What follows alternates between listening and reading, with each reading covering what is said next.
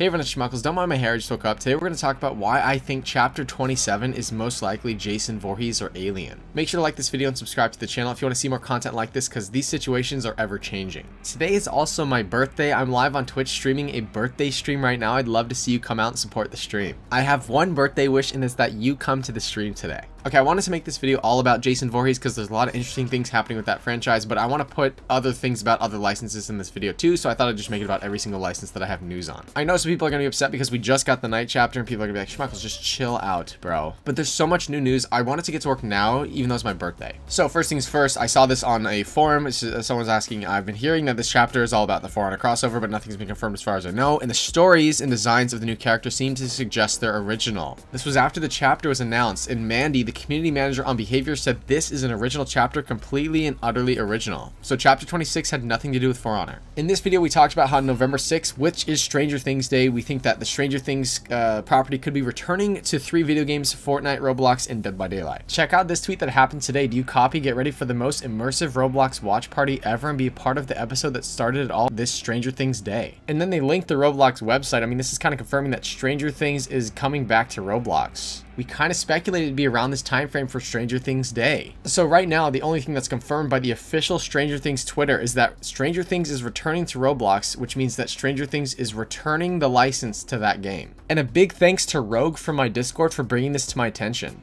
Behavior just released the night chapter on the PTB yesterday. Is it possible that they talked with Stranger Things if Stranger Things is actually returning very soon to DBD and said, hey, we have our PTB on this date. Can we announce that Stranger Things is returning on Stranger Things Day to give our players a couple days to play the PTB? Absolutely, something like that could be going on behind the scenes. We'll have to wait and see. There are rumors going on, take this with a grain of salt, in the DBD community that the Stranger Things collab is back in Fortnite on November 6th. And DBD, it looks like, is what Mass said here, although take that with a grain of salt for sure. And again, the reason we don't think that Vecna is chapter 27 is because Mass said so here, so allegedly there are rumors that Vecna is not chapter 27. Based on this interview from the King, which we talked about in this video, if you haven't seen that video, you definitely need to watch that video before this video, because this video is completely new information, but it's building off of that information. We think that chapter 27 is most likely licensed. Code said we can expect licensed content in the game before the next anniversary, but not during 2022, which means in my opinion, chapter 27 is most likely licensed. We know that chapter 27 isn't Art the Clown, despite the fact there's been so much hype and that license holders actually asked to put Art the Clown into DBD. Someone said, Art the Clown is now a true horror icon. I think it's time he makes an appearance on Dead by Daylight. Make it happen, guys. Steve Barton, the license holder for Art the Clown, said not up to us. This was on October 19th, which is after the interview with the King, so if chapter 27 is licensed, it's a deal that's lined up and it's definitely not Art the Clown. Masuster also said whatever chapter 27 is, it's not FNAF.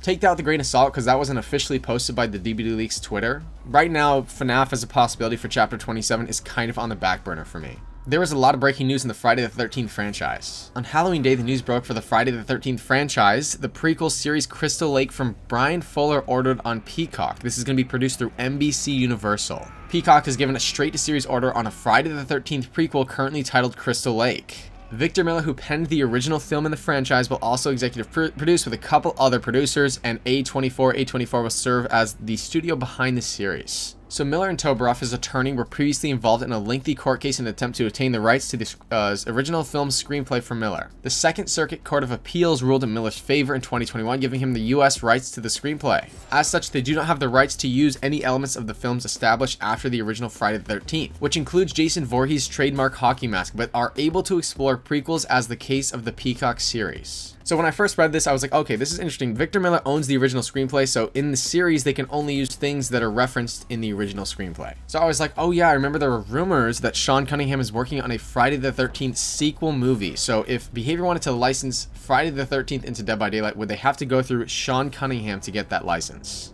Matthew Cote kind of alluded to the fact that the license holder wanted to get on the phone with him to get Jason Voorhees in the game, which at the time of this interview with the King was Sean S. Cunningham. Although it appears that Victor Miller has secretly been working on this TV series, Sean Cunningham is secretly working on a new Friday the 13th sequel. Is it possible that Behavior is secretly in talks with Sean Cunningham over a Dead by Daylight Jason Voorhees chapter. We know it takes 6 to 8 months to sign the deal with the license holder to get the property into the game. However, both the license holder and Dead by Daylight are going to be highly motivated to get this property into the game as fast as possible. It seems like based on the King's interview with Matthew Cote, Sean Cunningham is really enthusiastic about getting the property into the game. Matthew Cote has also openly admitted that they've brainstormed concepts for Jason in advance, even though they didn't have the license. He said that Jason has a standing invitation in the game. If Sean S. Cunningham does own the video game licensing rights to Hockey Mask Jason, do you think that those two pieces of information would motivate both parties to get this property into the game as fast as possible, which actually kind of does line up for Chapter 27? That's kind of how the Chapter 27 Jason Voorhees theories are starting out right now. Of course, more is going to happen between now and then, and we'll definitely post more videos if things do. Another interesting takeaway from this is if Sean S. Cunningham owns everything after the first Friday the 13th, does Victor Miller own Camp Crystal Lake? I mean, the name of the show itself is Camp Crystal Lake. So could we be looking at a Friday the 13th chapter without a Camp Crystal Lake, which in my opinion would be the worst thing that could happen? I mean, it's Jason Voorhees. It's one of the biggest properties that people want in Dead by Daylight. It needs to come in with Camp Crystal Lake, right? I'm not sure if Sean Cunningham owns the rights to different versions of Camp Crystal Lake that we've seen in the later sequels, or Victor Miller owns the name of that camp and kind of owns everything from the first screenplay. Based on the fact that there's going to be a Peacock series with like Pamela, Crystal Lake, and then there's going to be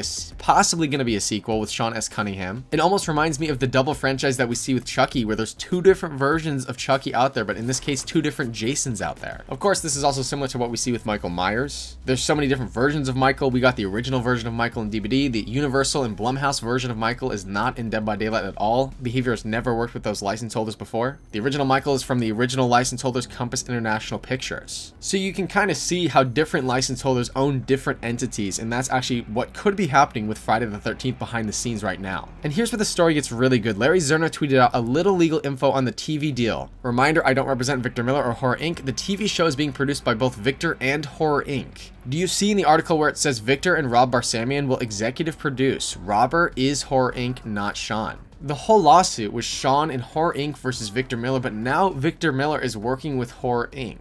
So this article, which was the first ever article to talk about this TV series, said they will not be able to use the trademark Jason Voorhees hockey mask because Victor Miller only owns the rights to the first film. Well, there was another article with an exclusive interview with Brian Fuller. He talks about everything that he could about Crystal Lake. And Brian Fuller is one of the producers on this show. Check this out. So the first question asked was, so for starters, what characters and locations and whatnot are you allowed to use from Friday the 13th franchise? And Fuller responded, everything. We can use everything. We can go to hell. We can go to space. That's not to say we will do those things, although if we do go 10 seasons, I will be lobbying hard to go to space. A24 and Mark Toberoff, who is Victor Miller's lawyer, have beautifully and excruciatingly assembled all of the Friday the 13th rights. As a streaming series, we have the rights to do everything underneath the Friday the 13th umbrella. The movie rights are a completely different thing. They are tied up at New Line and are super messy and probably won't be entangled anytime soon. But as far as us chickens in the television industry, we have access to anything and everything that the Friday the 13th has done up until this point. That is insane. So these guys somehow recaptured the full rights. They can use anything. It sounds like they can use hockey mask wearing Jason in this series if they wanted to. All within the television industry, but the film industry rights are different. And then this interview was kind of questioning, could Jason be in the series at all? In the series, would he be a kid rather than a masked killer that everyone's imagining? And then Fuller said, I think over the course of the series, you will see familiar manifestations of Jason. So Victor Miller has reacquired all of the rights to make a Jason Voorhees prequel show that could include anything from Friday the 13th. And that's just for a TV show. It seems like New Line Cinema and Sean Cunningham own the movie rights. And I'm not a lawyer, I'm just trying to figure all this out based on the interview. Would that mean that behavior could either go to Victor Miller and Horror Inc. or Sean Cunningham and New Line Cinema to get the full rights to a Jason Voorhees chapter in the game? It all really depends on who owns the video game licensing rights. I'm not sure if that entity is going to be given to one party or the other, or if each party owns their own version of those rights. The fact we have huge monster projects going on behind the scenes, we have the TV show, we have this movie which hasn't even been announced yet. We're not even sure if that movie with Sean Cunningham is actually true. Do we think that a giant collaboration with Dead by Daylight could be happening behind the scenes with one of these license holders? And I'm talking full on, completely secret, NDAs on both sides, nobody can talk about it. We think that Chapter 27 is most likely licensed. Let me know in the comments below, do you think a Jason Voorhees chapter fits this time frame? The other property I wanted to talk about is Alien. I think that Alien could also be possible for Chapter 27. I mean, check out this tweet by Patrick Harris. Dang, this new Aliens game sounds pretty neato. I hear they just hired a new associate design director too. I wonder who that could be. Of course, he's talking about himself here. If you take a look at his Twitter profile now, it says former lead game designer on Dead by Daylight, associate design director at Survivos. So Patrick Harris, along with Lewis McLean, are now both over at Survivos working on that Alien game. It's almost like Survivos is just picking off people's behavior. I think this is making a really interesting tree of connections between 20th Century Studios, Behavior Interactive, and Survivos. Like, Survivos is taking employees from Behavior, so clearly there's a communication line there.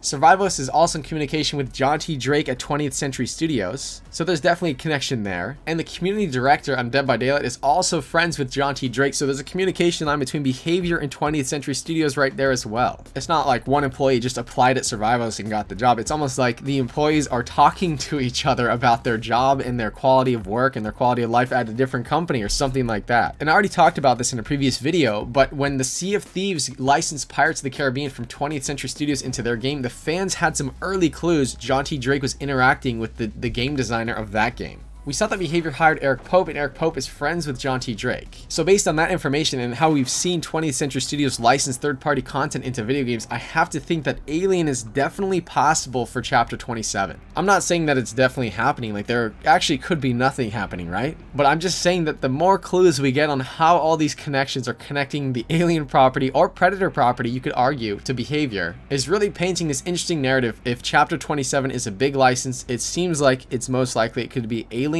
or Jason Voorhees. Matthew Cote also gave some words about upcoming content in the game. It's really not much, but here's what he said. Last year, when you were asked to describe the coming year for Dead by Daylight in 3 words, you said even more bigger. What about now? What are the 3 words for the next year? Oh man. I don't know seriously how to describe what we're working on right now. It's blown my mind that we are at this stage that we are at. I'd say, I don't know how to say this without spoiling anything or spilling beans. I'll say definitely don't want to spill the beans. So many beans. That's gonna be my 3 words for next year there. So what do you think about all these theories? What do you think is coming for Chapter 27? If we operate under the premise that Chapter 27 is licensed for sure, which license do you think is most likely? Let me know in the comments below. Make sure to like this video and subscribe to the channel if you want to see more content like this. Also, I'm doing the birthday stream on Twitch right now. I'd love to see you there. That does it for this video. Goodbye.